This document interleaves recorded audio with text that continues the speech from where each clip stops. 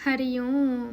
श्री कृष्ण की दिव्य वाणी के साथ आप सुन रहे हैं पवित्र पथ।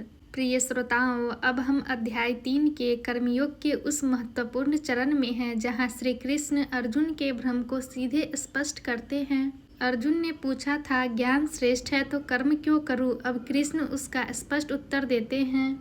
श्लोक 3। श्री भगवान बोले, हे निष्पाप अर्जुन, इस संसार में 2 प्रकार की निष्ठाएं मार्ग मैंने पहले बताई हैं, ज्ञान योग, सांख्य और कर्मयोग। प्रिय श्रोताओं, यहाँ श्री कृष्ण बहुत महत्वपूर्ण बात बताते हैं। जीवन में 2 मार्ग है। पहला ज्ञान योग यानी सांख्य, जहाँ व्यक्ति आत्मा के ज्ञान के माध्यम से मुक्ति की ओर बढ़ता है। दूसरा कर्मयोग, जहाँ व्यक्ति कर्म करते हुए लेकिन आसक्ति छोड़कर मुक्ति की ओर बढ़ता है।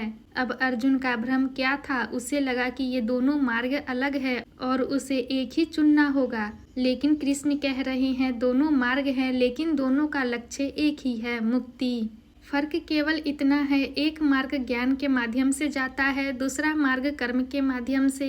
श्रोताओं, हर व्यक्ति का स्वभाव अलग होता है। कुछ लोग चिंतन और ध्यान के मार्ग पर चलते हैं, कुछ लोग कर्म और जिम्मेदारी निभाते हुए आगे बढ़ते हैं। कृष्ण अर्जुन को संकेत दे रहे हैं, तुम्हारा स्वभाव कर्मयोग का है, तुम योद्धा हो, कर्तव्य से जुड़े हुए हो, इसलिए तुम्हारे लिए सही मार्ग है कर्मयोग। श्लोक 4। केवल कर्मों को शुरू न करने से मनुष्य निष्कर्म मुक्ति को प्राप्त नहीं होता और केवल कर्म त्याग देने से भी सिद्धि प्राप्त नहीं होती।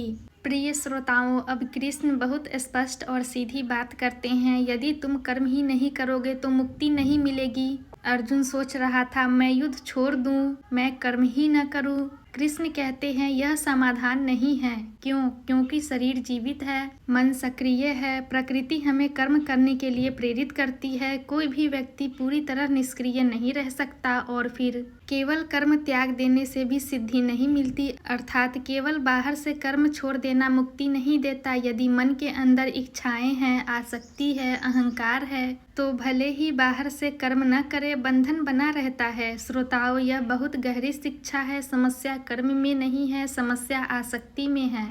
कर्म करना बंधन नहीं है, आसक्ति के साथ कर्म करना बंधन बनता है। इसलिए कृष्ण कह रहे हैं, कर्म छोड़ो मत, कर्म को शुद्ध करो। प्रिय श्रोताओं, इन श्लोकों में गीता हमें यह सिखाती है, जीवन में कर्म अनिवार्य है, कर्म से भागना समाधान नहीं है और केवल त्याग का दिखावा मुक्ति नहीं देता। सच्चा मार्ग है कर्म करते हुए आसक्ति को छोड़ना।